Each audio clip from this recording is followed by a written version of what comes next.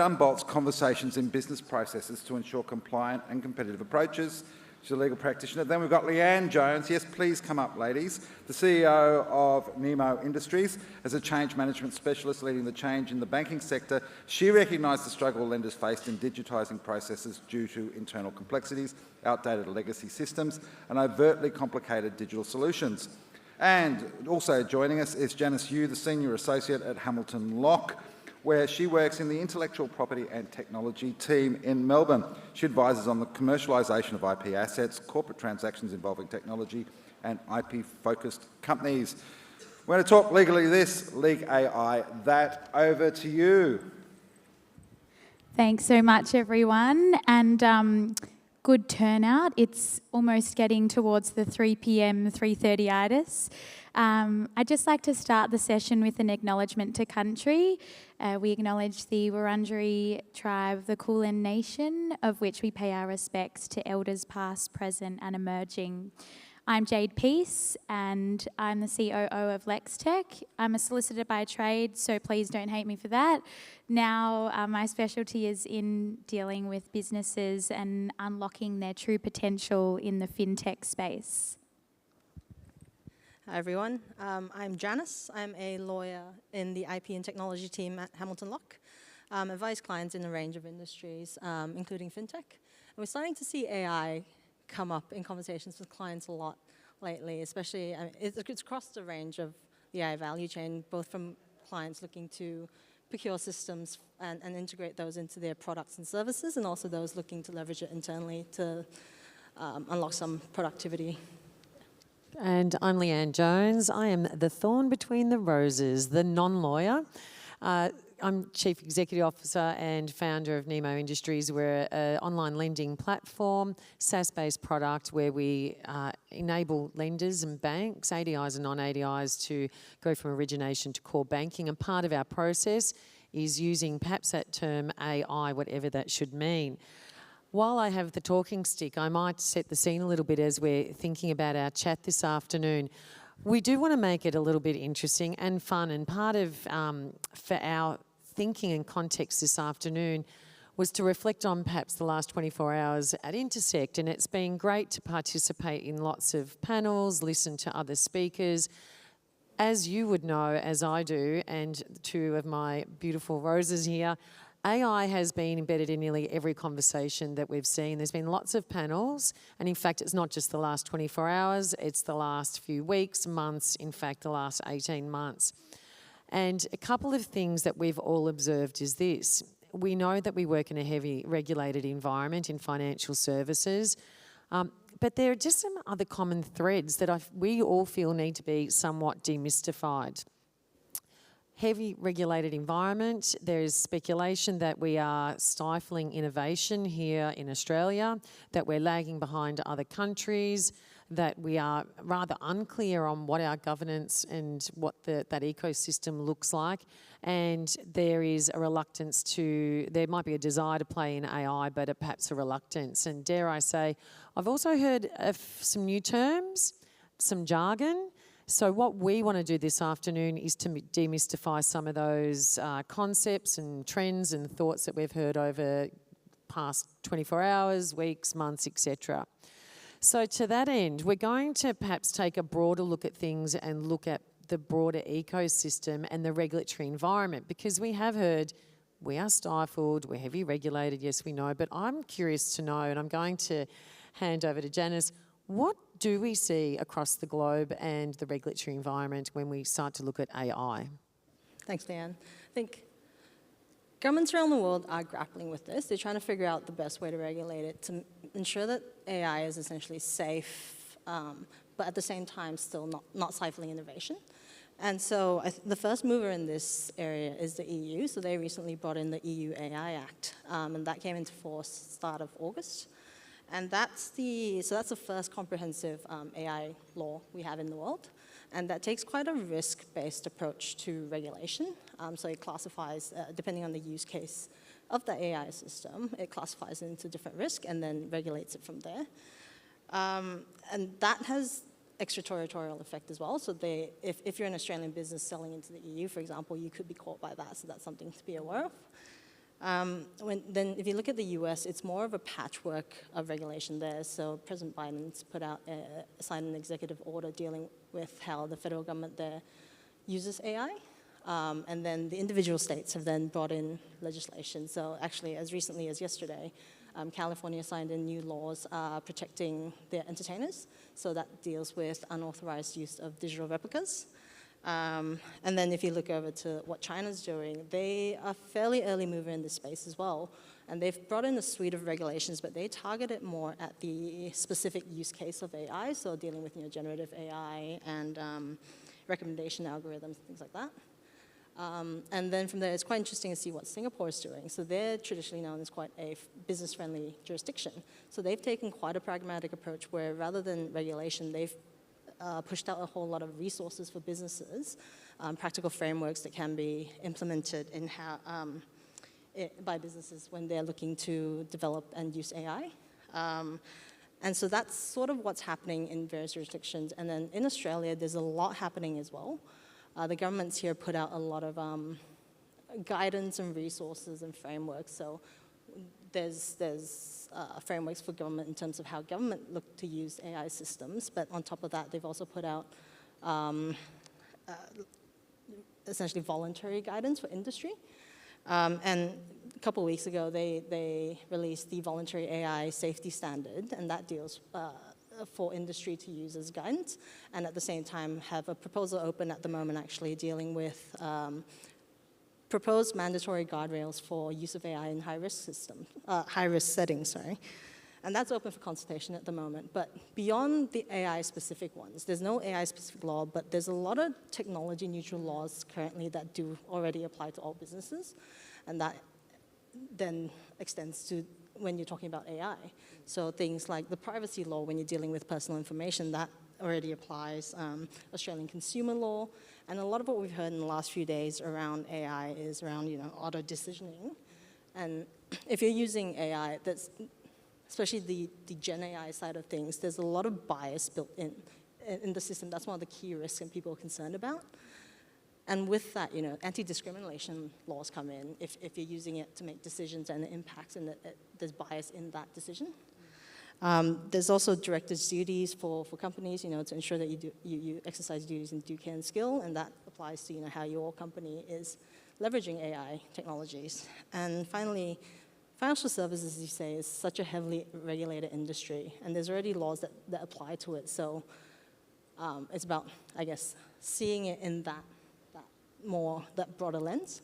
But appreciate I'm coming in from it, approaching this, I guess, as a legal advisor, where we tend to get clients coming to us at very specific events. So, when they're rolling out a technology, rolling out a new product or service, or if they're looking to procure something, or possibly bringing a new investor on board.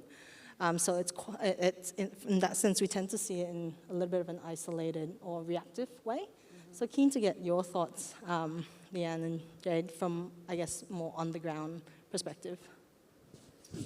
Thanks, Janice. That's super helpful to paint the picture for us. I think one of the conversations we all had when we were first preparing for the session today was actually how to define AI and Gen AI.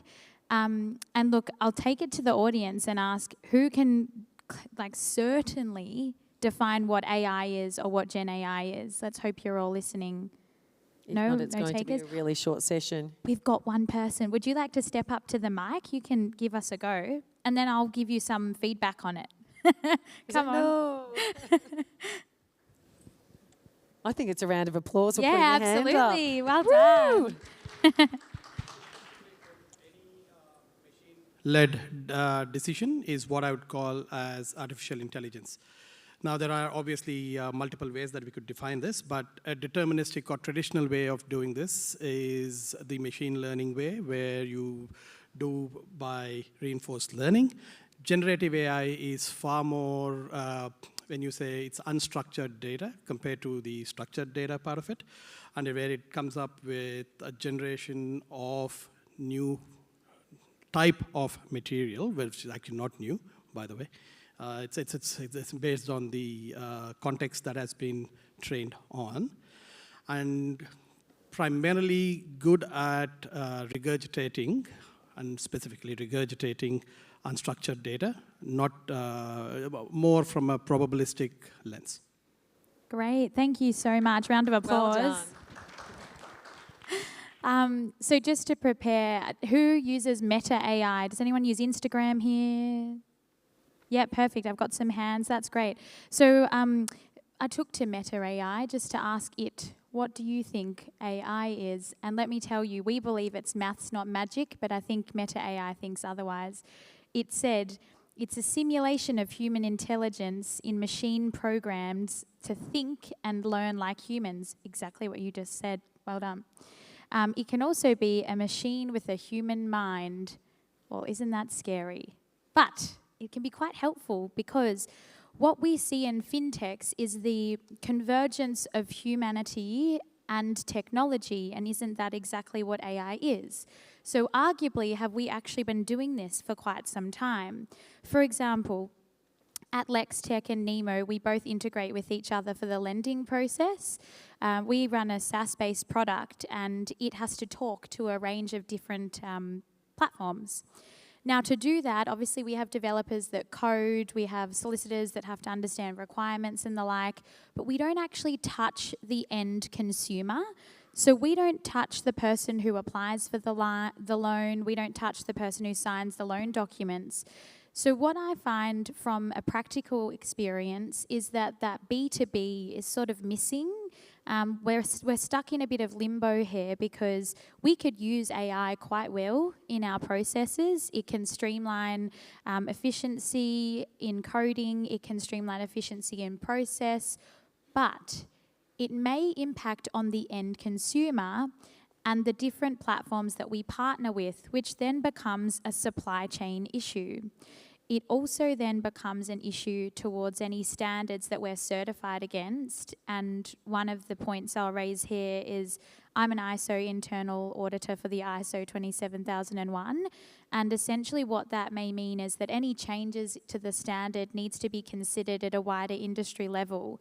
So at a B2B level, we need to understand, well, if cloud security is now a thing, it's becoming its own control in the ISO standard.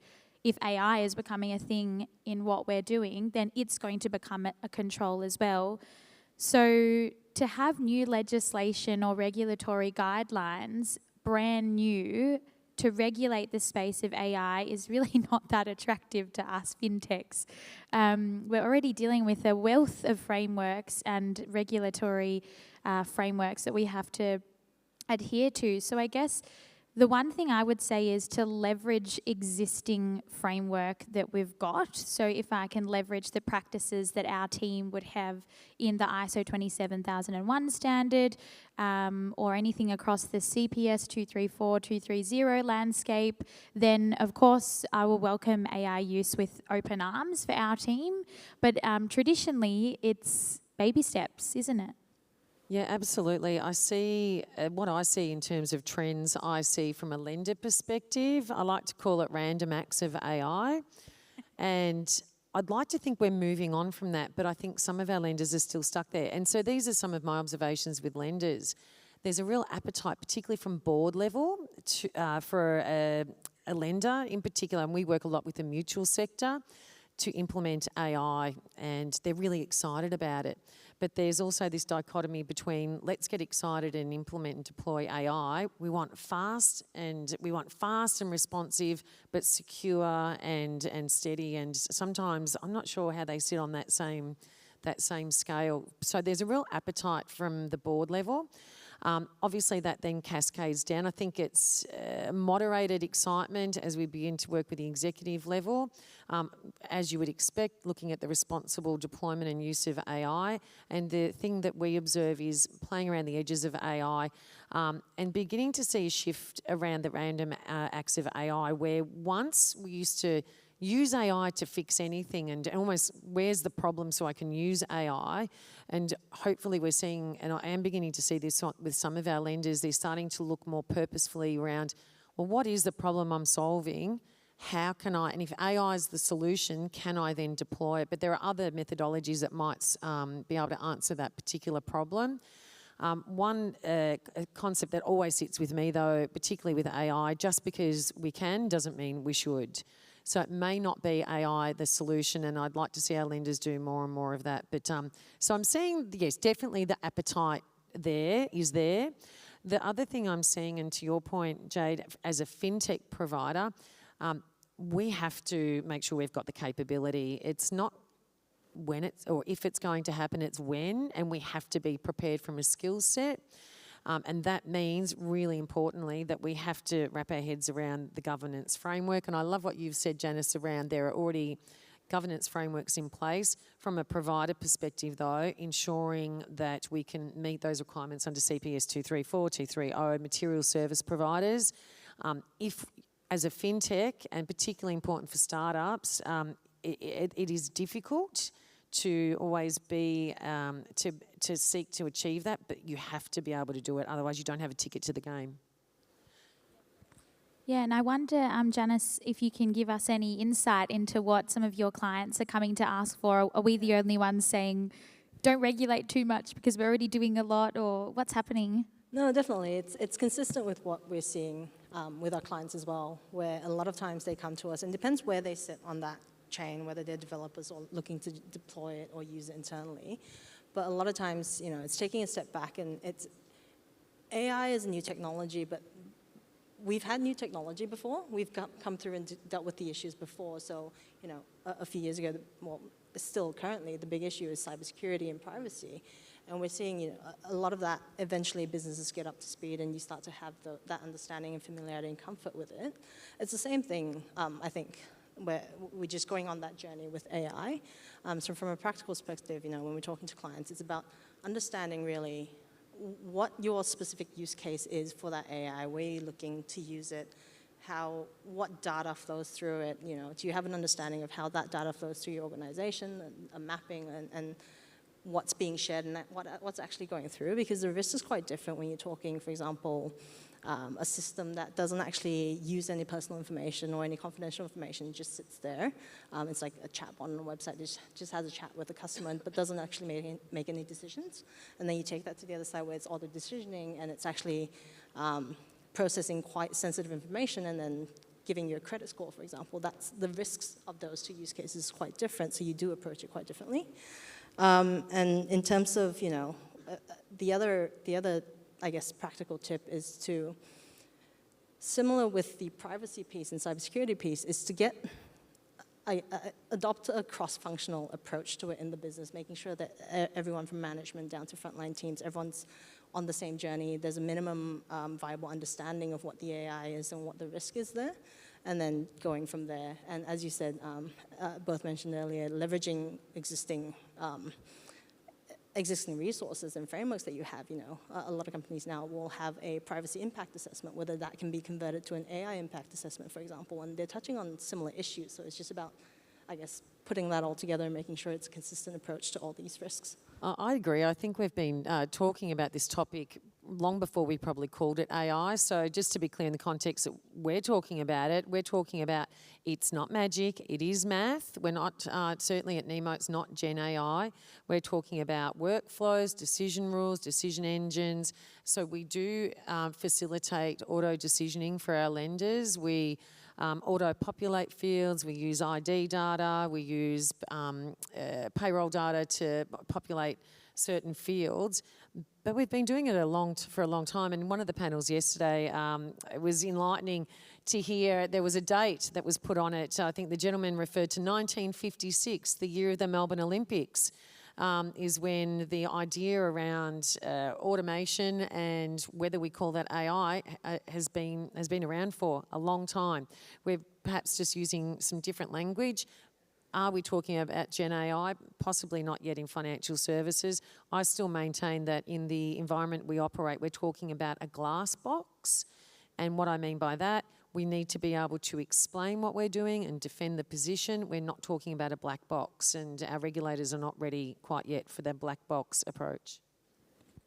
Yeah, I think it's really important to harness the AI and human connection. So the only way forward is to still use what our teams are traditionally doing in a traditional process such as lending or settlement functions. So what do I mean by this is tangibly for our team, we don't really know what AI looks like at the moment in our business because we're, I don't want to say scared, but trepid about the potential regulation that will come in the space. And essentially what we mean is that we need to set a policy or a set of steps that the staff essentially know what to take when we're talking about AI or use of AI. And because we have such creative minds working for us, we do understand that they have great ideas. They're not going to be bad, but they might not be fit for purpose right now. It might be fit for purpose in 6 years' time. So we need to be able to capture that.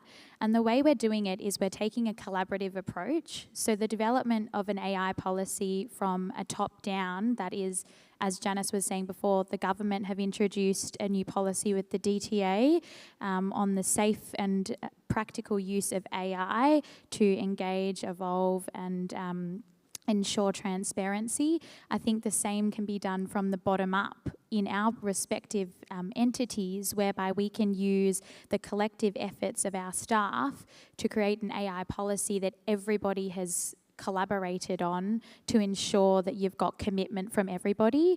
And I do think that the way forward is that the government will go to industry, they'll consult with other fintechs such as us, and they'll basically consider what our thoughts and preferences are, just like they do across everything else that they bring out.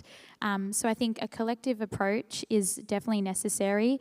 Creating an AI policy, first and foremost, will really set you up for success, because that way you can show you've turned your mind to it. You can remain accountable to your other suppliers along the chain of whatever service it is that you provide, and then also harness the creativity that a fintech is actually responsible for. Can I add to that? I think it's when I look at from a lender perspective, I see that disconnect often as well. Like you're talking about a collaborative policy, and I see lenders with the appetite, they're trepid in terms of the approach. But once they start to play in that space, then I see a disconnect between processes, that they've still got perhaps legacy processes. They might be forging the way in one area, in auto decisioning or a new way of digital lending, for example, but their process might be, I still need it on one page and print it out and go to the board. And so I think it's iterative as we build the new world of AI. It's policy, it's collaboration, it's process, and kind of recalibrating as we go.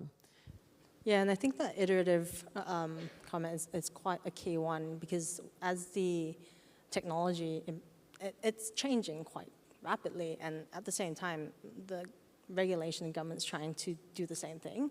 I think just the regulatory landscape from when I started preparing for this panel has changed, right? There's new laws that have come in since then now, and I'm sure at the end of the week there'll be new laws again. So it's just about keeping on top of that and making sure that, that you constantly take that into account as things change and move. The rapid pace of change is incredible. I was looking at and many of you have probably heard the same data around the adoption of ChatGPT, OpenAI, to secure their first, 100 million users took under, what was it? It was like literally days, whereas if you look at counterparts in the Instagram world, it was 2.5 years. So adoption will continue to be rapid, which will then influence our world as fintechs, but equally the governance landscape. But it sounds, from what I'm hearing from the ecosystem, Australia's not that far behind, A, but B, there are frameworks in place that can give us guidance.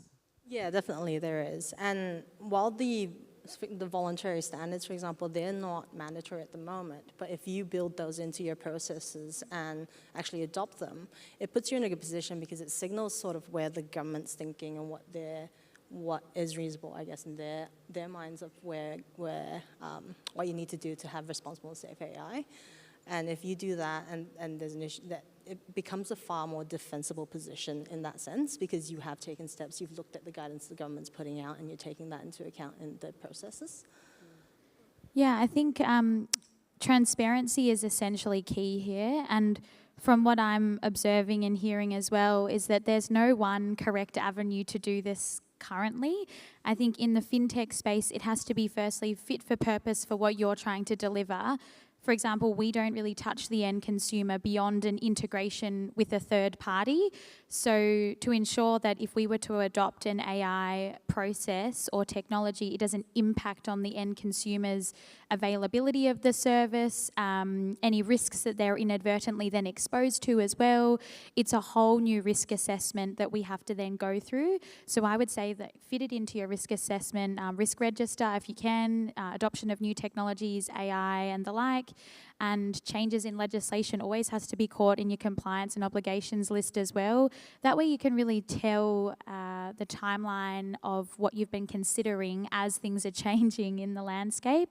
So I think maybe we can finish up before we have to go with a couple of tips on what businesses can be doing in the space. And I'll reiterate what I said before in just setting an AI policy and understanding collectively as a business what that really means for you. Being able to articulate it is probably the best takeaway I can give you today. For mine, my tip and takeaway is coming back to just because you can doesn't mean you should. And I think that's very similar to what you're saying, Jade. Make sure whatever it is that you do is fit for purpose. You're solving a real problem. And if AI is part of that solution, embrace it with both arms and hands and make sure that you consider the risks and the ecosystem around it. And I'd like to see, less random acts of AI, frankly, and from our lenders' perspective. And I'd like to see them adopt that same philosophy around, being really clear on what it is that they're looking to solve and then finding the right solution, whether it's AI, whether it's a human to fit that need. And mine is, it's similar to what has been said.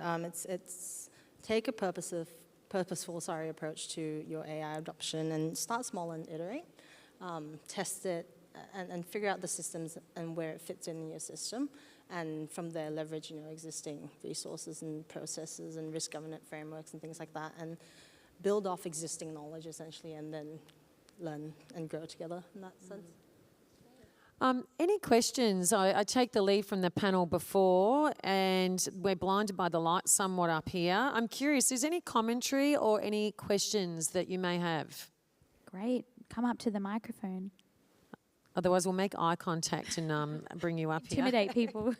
I was just curious, given that there's not a legal framework for AI specifically, how do you think the court's going to react if a test case regarding AI will come up?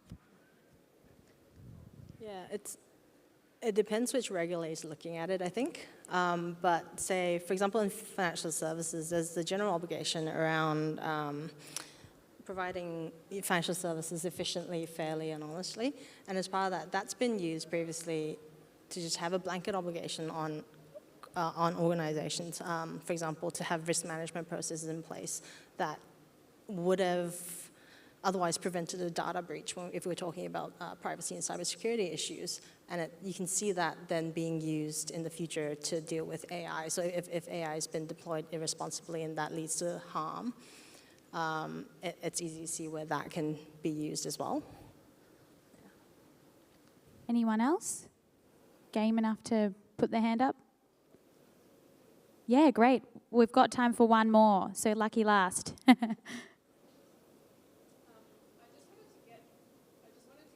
There we are. I just wanted to get an idea of the use of AI nudging, I guess you could call, and how that would be viewed from a legal perspective. Like, while it might not be the most moral or ethical thing to do, in the law, how do you view that?